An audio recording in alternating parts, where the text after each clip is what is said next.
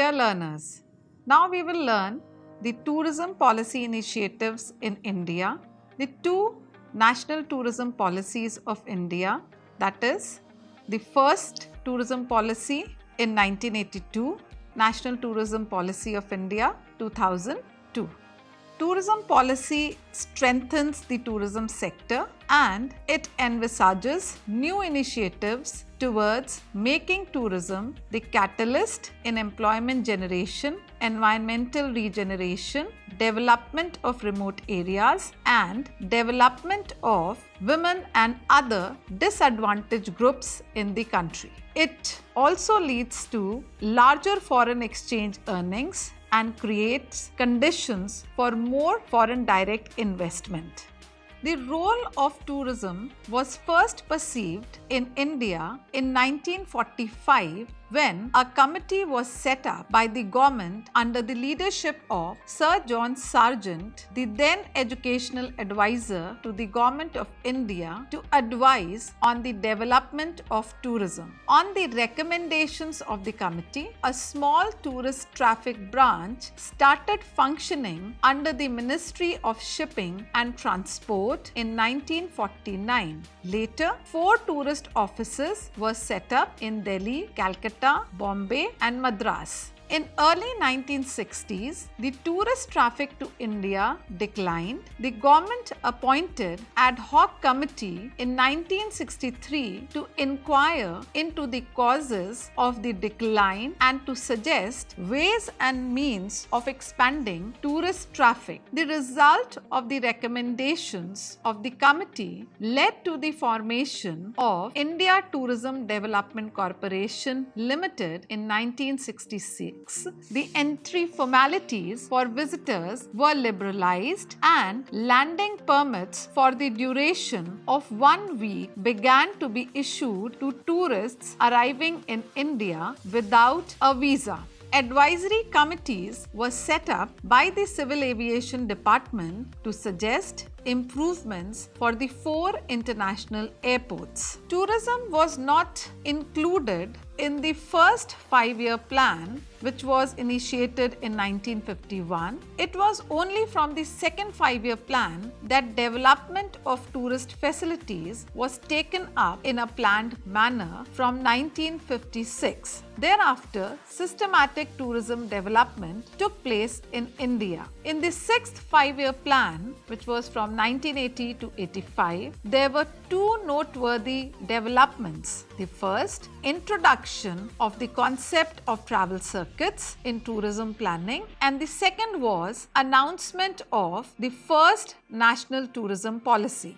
In November 1982, Government of India announced the first tourism policy of India. The main thrust was aimed at presenting India to the foreign tourist as the ultimate holiday resort. The measures suggested in the policy included granting export status to tourism, adopting a selective approach for developing tourist circuits, inviting private sector participation and utilization of national heritage for attracting tourists. Another initiative in the tourism policy development in India was National Committee on Tourism in 1986. In June 1986, the Planning Commission of India set up the National Committee on Tourism to prepare perspective plan for tourism sector. The committee headed by Mr. Muhammad Yunus submitted its recommendation in November 1987. Mr. Muhammad Yunus report recommended that the existing Department of Tourism would be placed by a national tourism board. It also recommended to create a separate cadre on Indian Tourism Service to look after the functioning of the National Tourism Board. It also proposed for partial privatization of the 2 airlines owned by Government of India. The outcomes of the recommendations of this committee were that by September 1987, the central government declared more concession for the tourism sector, which included the tax exemption on foreign exchange earnings from tourism, 50% reduction on rupee earning, and 100% reduction on earnings in dollars.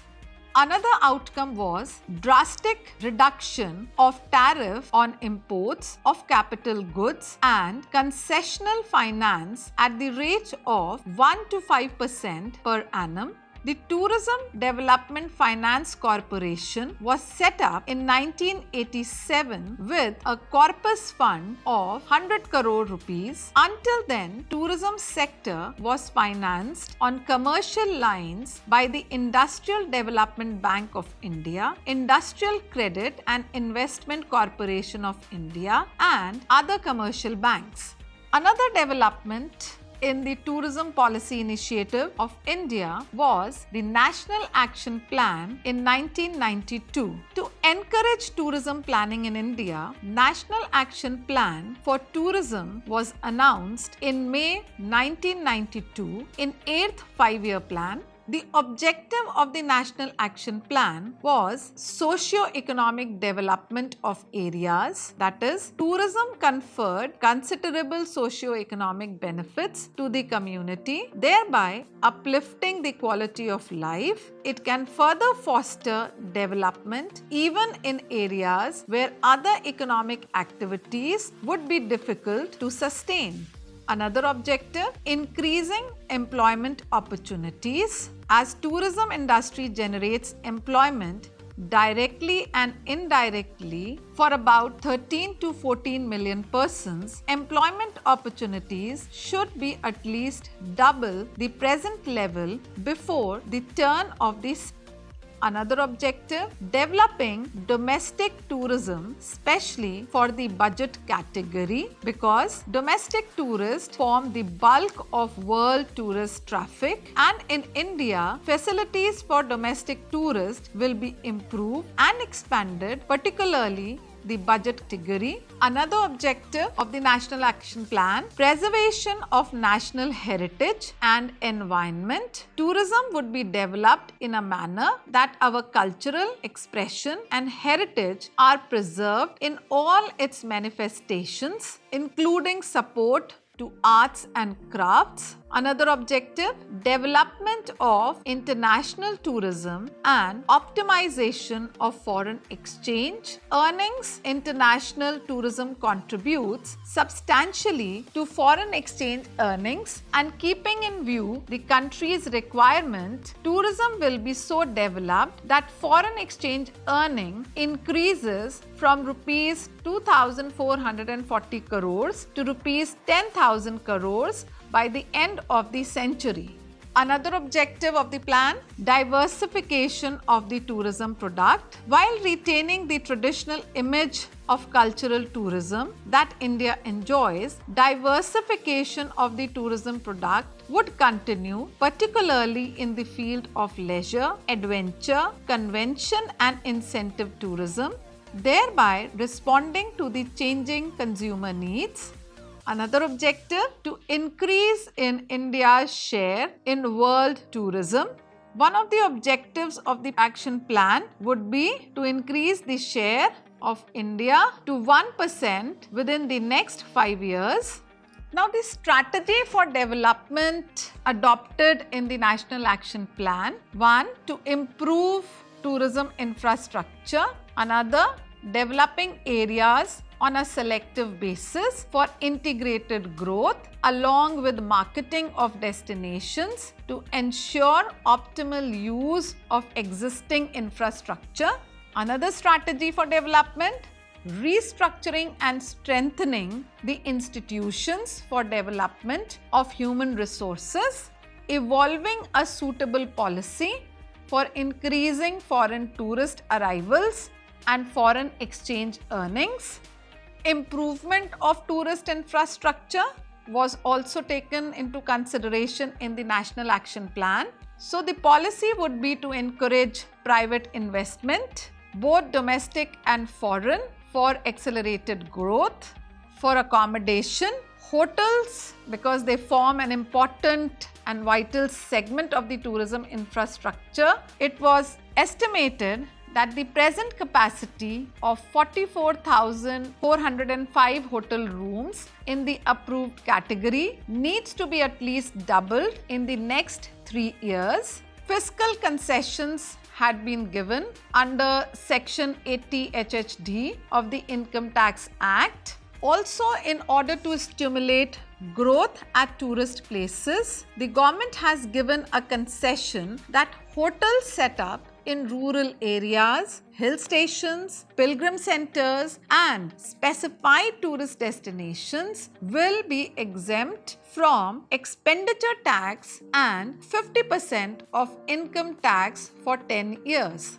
An interest subsidy on loans for construction of hotels will be given. There are large number of palaces, big and small, havelis, which are very conveniently converted into hotels. This will assist in preservation of the national heritage. To encourage the growth of the heritage hotels, Tourism Finance Corporation of India will advance loans for heritage hotel projects of rupees 50 lakhs and above, and government will also give an interest subsidy of 5% on loans advance for construction of new heritage hotels.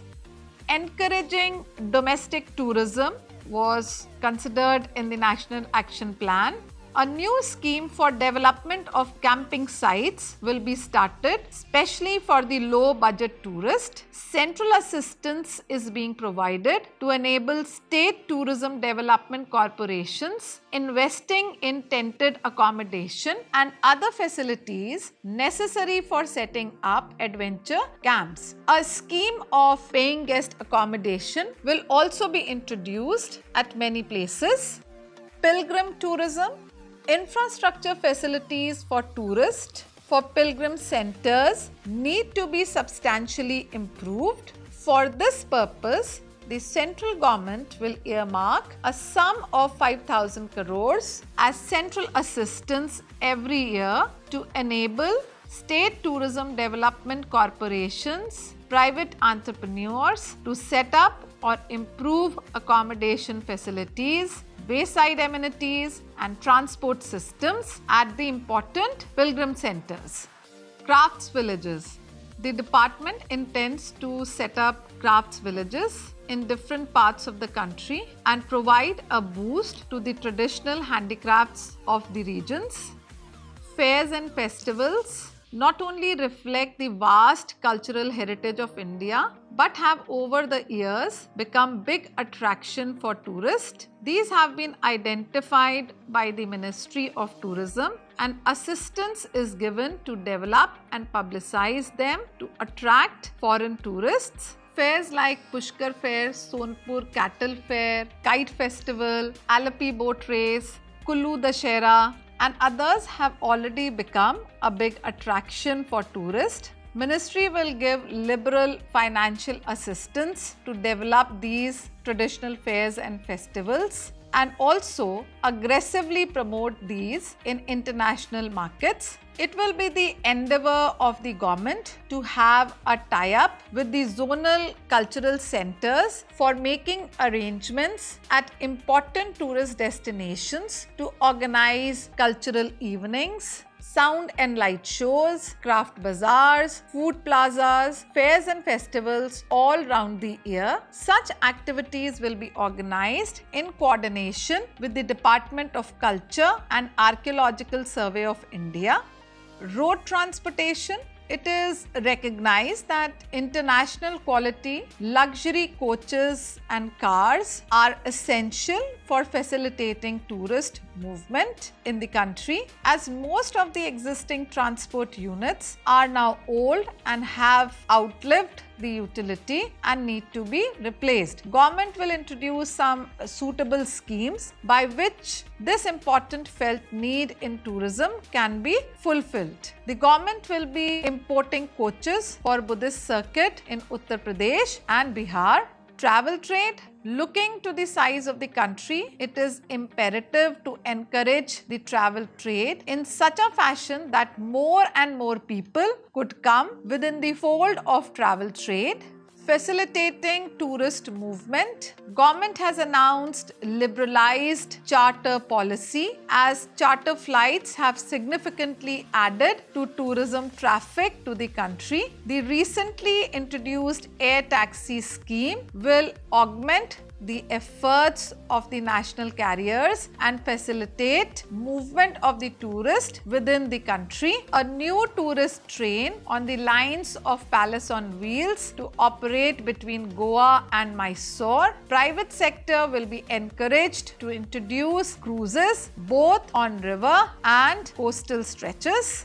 Foreign investment.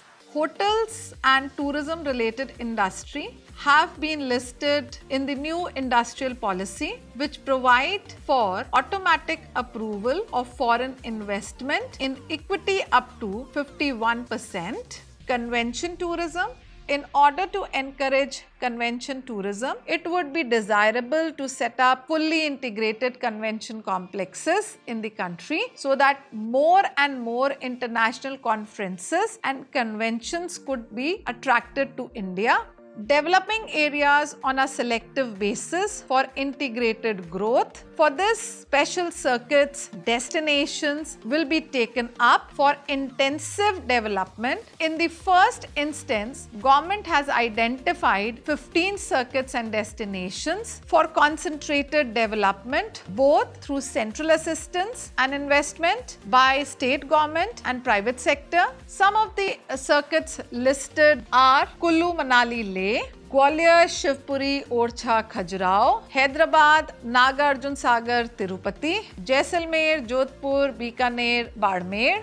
Few of the destinations to mention here: Lakshadweep Islands, Andaman Islands, Bekal Beach, Kangra. As and when these circuits destinations reach the prescribed level of development, new circuits and destinations could be added so that there is uniform spread of tourist facilities in different parts of the country.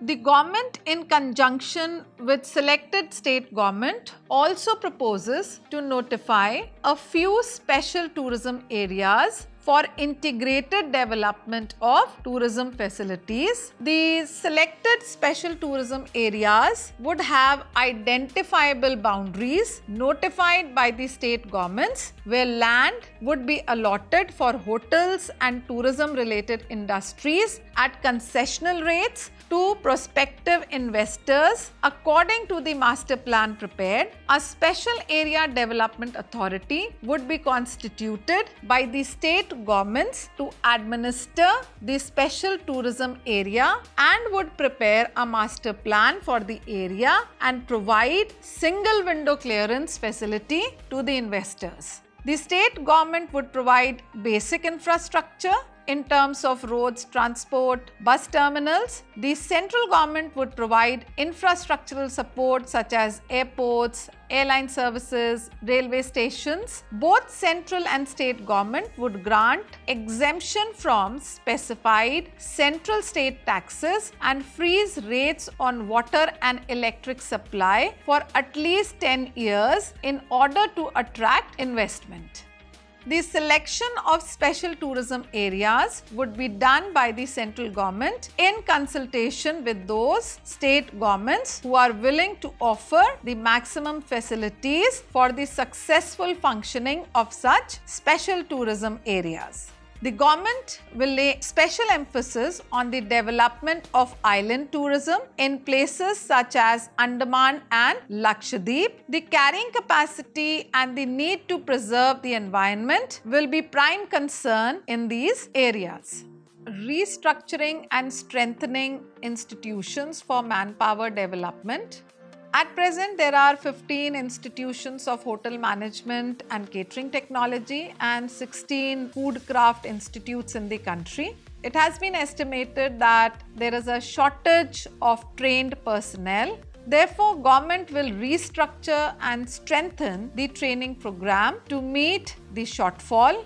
The food craft institutes, which provide general training to the students, have served a useful purpose in the initial years. There is an urgent need to supplement these activities with certain specialized institutes like chef training institutes, National Culinary Institute. The Institutes of Hotel Management and Catering Technology have fulfilled an important need, and students from these institutes find ready employment in hotel industry. However, survey has shown that these students take up jobs mainly in the metros. Consequently, the hotel industry in smaller places does not get trained manpower. To correct this imbalance, regional institutes would be set up. Students will be admitted on regional basis and encouraged to take up jobs in these areas. The Indian Institute of Tourism and Travel Management will be strengthened both in staff and equipment to become the premier institution for providing trained manpower for the travel trade in the country. Marketing and overseas publicity. The department will coordinate its activities with Air India and other agencies operating in foreign countries to obtain optimum results. Emphasis will now be on direct promotion by way of going directly to the consumer. Familiarization tours will be organized. Specific destination marketing, which concentrates on specific circuits and destinations in the overseas publicity program, will be undertaken. In order to promote tourism in India, a tourism trade fair could be held once in 3 years, where the indigenous industry and foreign travel agents, tour operators could fruitfully interact. Now, this was the National Action Plan. Now, let us move towards one of the major policy initiatives, that is formulation of National Tourism Policy 2002, which is also the latest tourism policy that we are following in the country at national level. National Tourism Policy 2002 by the Government of India is a milestone in tourism planning in India. The policy document seeks to enhance employment potential within the tourism sector as well as to foster economic integration through developing linkages with other sectors. Broadly, the policy paper attempts to position tourism as a major engine of economic growth, harness the direct and multiplier effects of tourism for employment generation, economic development, and providing impetus to rural tourism, focus on domestic tourism as a major driver of tourism growth, position India as a global brand to take advantage of the burgeoning global travel trade and the vast untapped potential of India as a destination,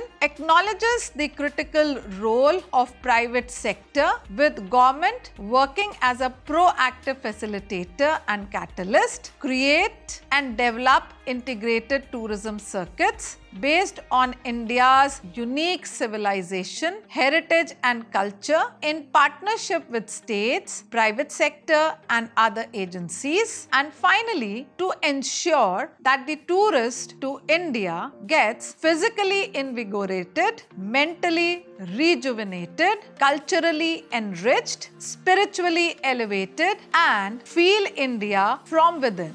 The policy documents takes into consideration 7 key areas that will provide the thrust to tourism development. These are Swagat, Suchana, that is information, Suvidha, that is facilitation, Suraksha, that is safety, Sahyog, that is cooperation, Samrachna, that is infrastructure development, and Safai, that is cleanliness. The main areas emphasized by the Government of India in National Tourism Policy 2002 are 1. Positioning tourism as a national priority. This will be done by including tourism in the concurrent list of the Constitution of India. Effective effective linkages and close coordination between the departments, constitution of advisory council, prepare the basis for adoption of tourism satellite account systems. Second, enhancing India's competitiveness as a tourist destination. This will be done by implementing visa on arrival, strategies for the fast issuance of visas and permits, improved processing of arrivals of customs and immigration officials, additional seat capacity from major destinations, creation of special tourism police for deployment at major tourist destinations, improving and expanding product development. In relation to the development of products that are related to the special interest of the target market, the product development strategy should be to focus on the cultural tourism in India, developing sustainable beach and coastal tourism resorts in Goa, Kerala, Karnataka, develop and position Kochi and Andaman and Nicobar Islands as international cruise destinations, promote and develop village tourism.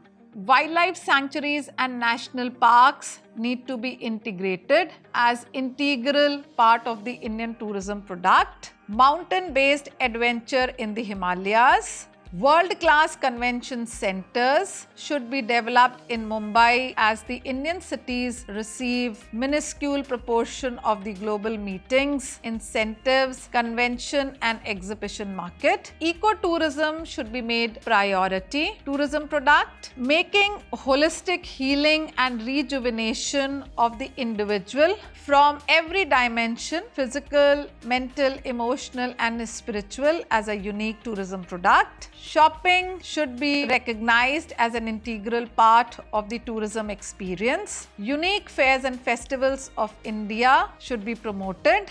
Creation of world-class infrastructure, integrated development of tourist circuits as international standard destination, construct and improve highways linking the World Heritage Sites, etc. Strategies for effective marketing by developing a unique market position, image and brand to differentiate from competing destinations, creating an India tourism brand position. In the international market, India requires a positioning statement that captures the essence of its tourism product to convey an image of the product to a potential consumer and which will become brand India on the lines of Amazing Thailand, Malaysia, Truly Asia.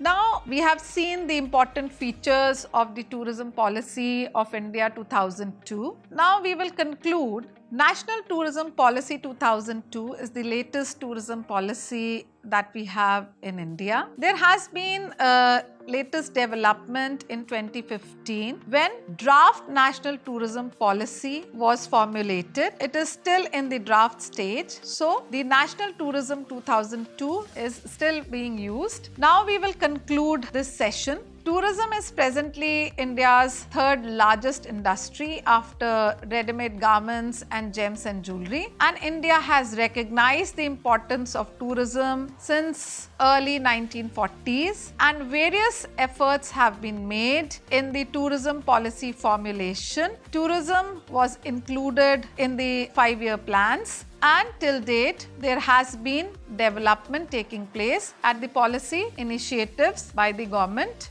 Thank you.